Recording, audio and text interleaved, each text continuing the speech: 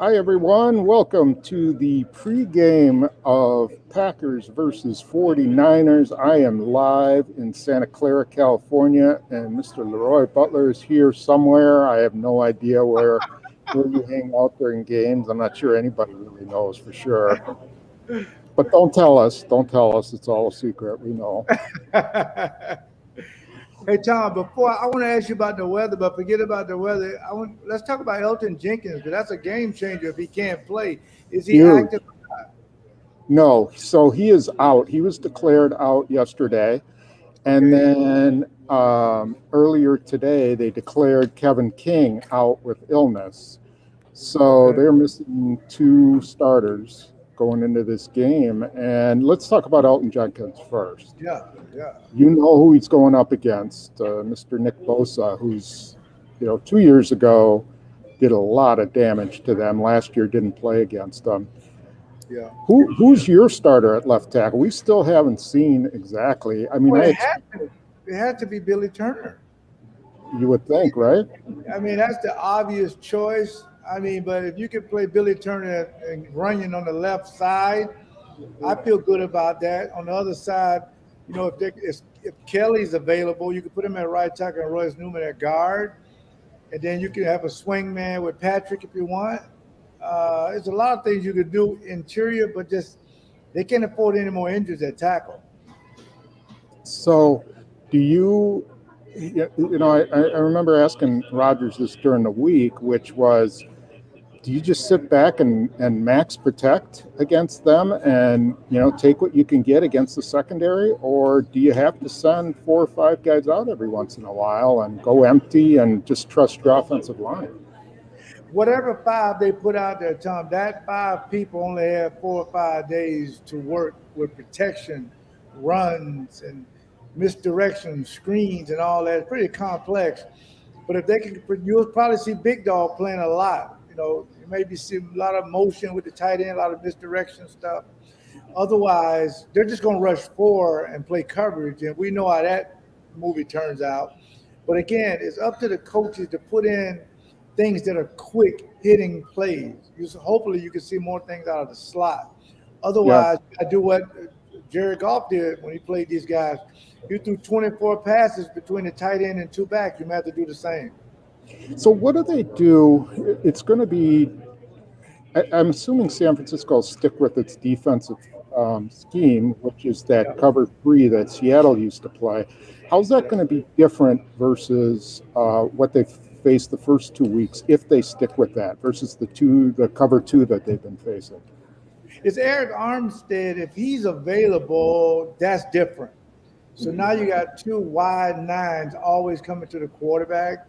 So what the Packers have to do is bring in motion as if you're going to crack a couple of these guys or have the backs chip before they go out. That slows down any rush. And what the Packers are trying to do is flood the zone. When I say that, Tom, I mean have Devontae line up in one spot and motion them over so they have to change strengths. And now you can get them right where you want them. But again, it's going to take max protection to do that. Can you force them into man coverage, or are they going to be? You can go a lot of empty sets with 5 eligibles. Now you gotta protect for that, but you'll get the matchup that you want. And if you get the matchup you want with this 49 secondary, it's some opportunities down the field. I look for MVS on play action, but a good thing about it, if you could just slide the line, just everybody slides one way, the back blocks backside, you can get those passes out. And then when that back chips, go into the flat. But Aaron has to take that. Even if it's 3rd and 11, if a guy's in the flat 6 yards, give it to him. Hopefully he can break a tackle. That frustrates defenses. Yeah, 49ers are down a starting corner, Nick Verrett. Do you think that Josh Norman can still play? Do you think they go at him? He's 33 years old. He's been around. Yeah, but if he was in camp for a while, I wouldn't worry about that. I don't think they'll play him a lot of plays because for one of the conditioning and learning where to go and that kind of thing. At this point, he'll probably be just a role player. But if you see him in there, you got to go right after him. That'll be something. If they see him out there on the slot or out wide by himself, you'll see him get a lot of play. don't be surprised if he starts. Really, I think that's a possibility. Coming in, we heard one of the 49ers writers say they think he's going to start. Well, if So he's going to start, you got to test him. I mean, stop and goes, slant and goes. I mean, if he's out there on Devontae Adams, I would throw a quick hitch out there because I don't know if his tackling is up to par because you missed right, training camp. So it's a lot of things you can do, but it'll be the same way with the Packers. If Stokes is out there, trust me, Debo Samuels is going to be up out there on Stokes, and they're just going to throw it up and just see what happens.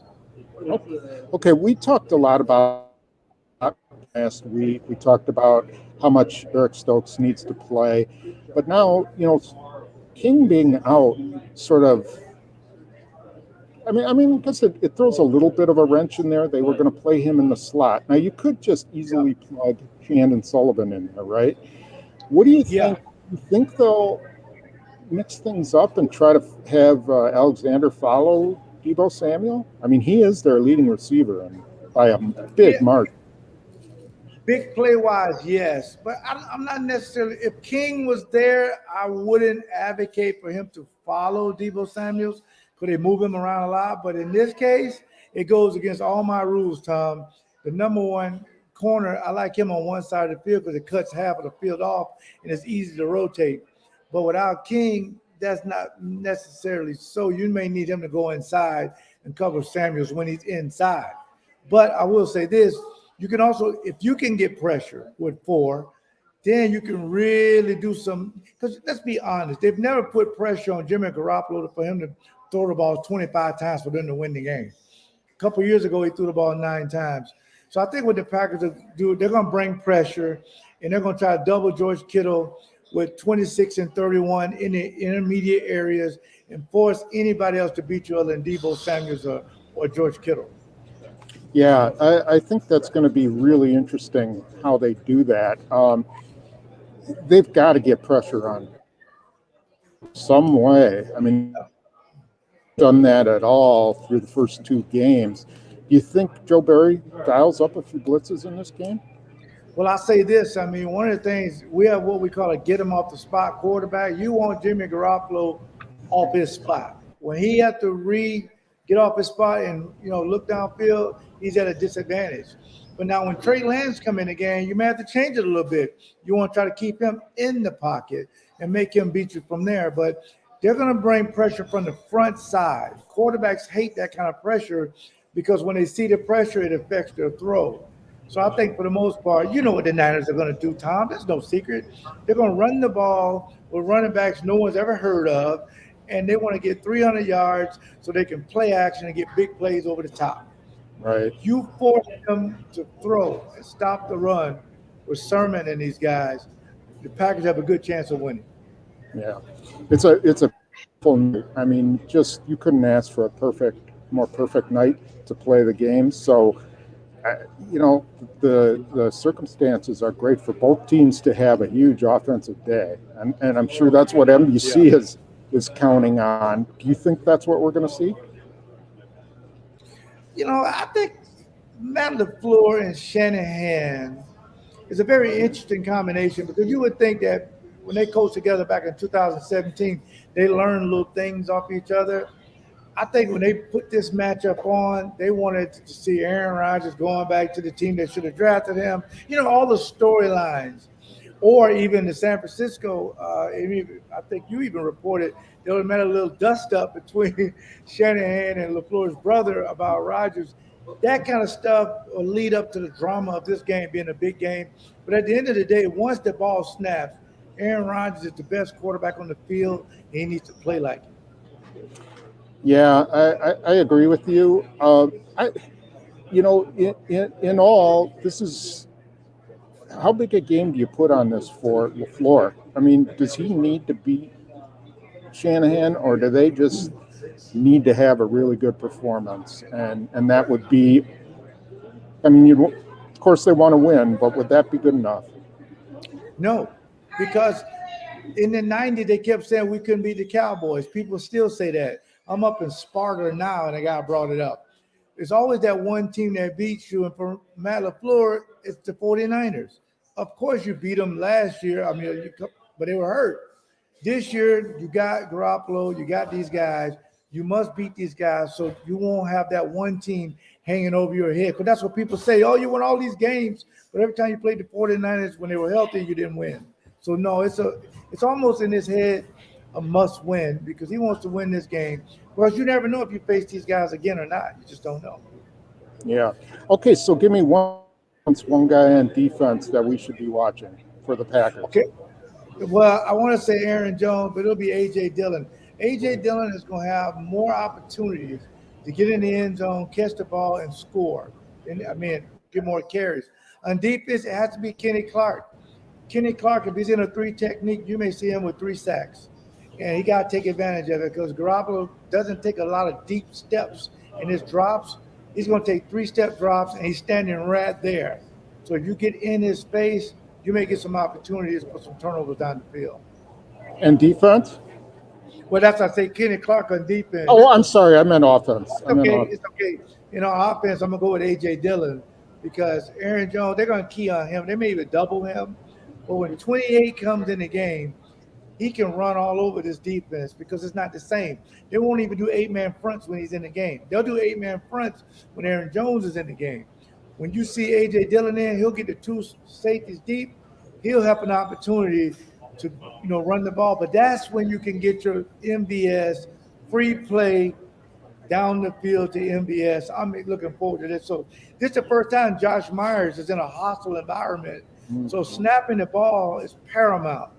So hard counts, and maybe a little silent count. You may see that as well.